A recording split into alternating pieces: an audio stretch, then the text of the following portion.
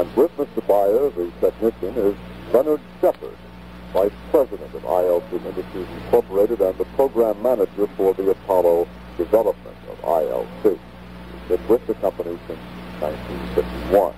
Joining me in questioning today is Ed Edelson, Science Editor and Reporter. Mr. Beyer is sitting under the hot light with his suit on, and Mr. Shepard, this is an unusual situation for him. He would have air conditioning normally, wouldn't he? So let's take him out of his misery, ask him to take off that helmet.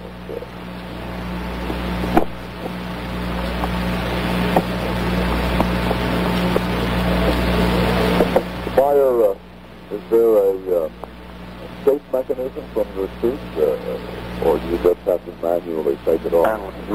We manually take it off. Just open the rear closure and climb out. How heavy is it when you walk about? Do you feel the weight on Earth, the gravitation? It's no worse than it is to cover all. It looks uncomfortable, is it? Surprisingly, no. If the suit fits you properly, it is very comfortable. Mr. Shepard, I remember from the science fiction of my youth that men in space always wore suits that looked very much like suits of armor with heavy metal helmets with thin slits as usual. How did you find out this wasn't necessary? Well, I don't know whether it is necessary or not. We have gone away from the concept of heavy protection because one of the primary requirements that we have to face is that man must do useful work in space, and he must be able to accomplish more than the knight could in the shining armor. These are custom tailors, specifically to each one of the astronauts. Each of the astronaut has a suit individually tailored to him. When the suit is worn, as you indicated before, there is air conditioning. Could you describe how that works and how it feels when it's on? Yes, we have air conditioning systems that we use in the spacecraft, and air conditioning systems in the LEM, and we have a portable air conditioning system and backpack which is used on the lunar surface. Each of them operates a little bit differently. We have different workloads that we're facing. The command module, the workload is relatively low. In the LEM, it's medium, and on the lunar surface, it's quite high. Furthermore, we must maintain the body at a nominal physiological level so that we can efficiently work. Within the command module, this can be done strictly by means of gas circulation, of oxygen circulating through the suit at a pressure of about 3.75 pounds per square inch. Now, in the module and in the spaceship itself, the problem is to keep him cool within the suit. Yes. The suit serves three functions. It serves life protection for supplying oxygen should the spacecraft cabin be depressurized. Secondly, it serves to prevent micrometeoroid impact. Thirdly, it serves as thermal isolation from the heat of the lunar surface and extravehicular sun. You said the heat of the lunar surface. Before you get to the next question, and I just want to clarify that. I always thought it was awfully cold on the surface. Quite the contrary. The lunar surface temperature can go from plus 310 degrees to minus 250 degrees, depending upon whether he is on the sunny side or the dark side or in the shadow. Can this suit enable a man to survive in that full range of temperature? Yes. How much does it cost to make a suit with this capability? Well, it's awfully difficult to identify a cost per suit, since in order to manufacture the suits, we need a large staff of engineers and technicians and scientists to do the R&D work, do the testing, and maintain the suits in the field. But let's just assume that you have amortized the cost of your research and everything else, and you just were going to make a suit. I have to answer your question this way, that right now we are running a production program and an engineering program. Were we to make an additional suit right now, all other things being equal, cost for an EV suit would be about $75,000. Pretty expensive. How long will a man wearing this suit be able to stay out in space? This time of the lunar excursion is not limited by the suit. It's limited by the backpack. We have qualified the suit for 115 hours continual wear pressurized, which would be the worst case should a malfunction occur in lunar orbit with a LEM ascent, then the rendezvous and dock on the lunar orbit, and we transfer to the command module and return to Earth. In other words, 15 hours is how long? Let's clarify that. About 4 days. In other words, this is a self-contained spaceship. Basically, keeping a man alive for 4 days. Yes. What does it all weigh in Earth's gravity? 52 pounds. That is without the life support system. What's the life support system? The life support system adds an additional 70 to 80 pounds. So that'd be 125 pounds or so on the Earth. Now, what does that translate into on Moon gravity? Roughly 20 pounds, 1/6. What happens if a man falls down on the Moon wearing what looks like cumbersome suit? We will have no difficulty getting up. We have demonstrated this. This was an absolute requirement. Why did you have the experience of a no gravity atmosphere? No, I haven't done that, but it is quite easy to maneuver in this suit. It's got some pretty flexible joints, and you can get down and sit up and roll over and do, surprisingly, an amazing number of things that you can do in ordinary suit clothes. Could you describe some of the paraphernalia, the business around your head and all those? This is the communications carrier here. This is the neck ring, which attaches the helmet to the suit. And these are GF connectors here, which connect to the command module, or the other side to the backpack assembly when you have that on, plus a communications connector here. I think it's an interesting point that the UV suit, which you see here, has two sets of gas connectors. The upper one being the inlet for cool gas, the lower one being the red one for warm gas for the outlet. The reason we have two sets on the UV suit, as you know, the two crewmen on the two outside couches of the command module represent the LEM crew, and they will transfer to the lunar module and make the lunar landing. After the lunar landing and before egress to the lunar surface, they have to activate their backpack. In order to do that, the backpack must be operated in a vacuum.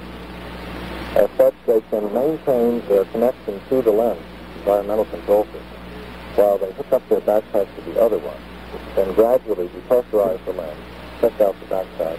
If everything is functioning normally, then they will disconnect from the LEM and go out.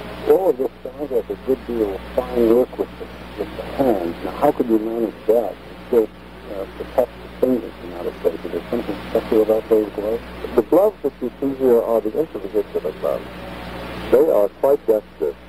He can pick up coins from the floor, pressurize, and write his name, do all sorts of things. Those are the ones you wear inside the capsule. The UV gloves are basically the same inside, but with the exception of the fact that they have an over glove, which has the same type of super insulation that's used all over the body, with which you can pick up hot lunar samples, rocks, operate the ALSET if he has to. And he has sufficient dexterity, even with the UV glove on, which is sort of like it's not a mitten, it has individual fingers. And he can operate the backpack and all the necessary controls with the UV glove. I remember in the Gemini UVA man outside the capsule, there was a good deal of difficulty in doing very simple tasks. Has that been taken into account in designing the suit? Absolutely.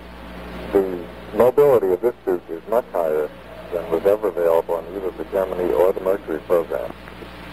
There's activity outside the vehicle, either in space or on the surface of the moon. He requires much less energy to move. He can move with greater dexterity and over a greater range.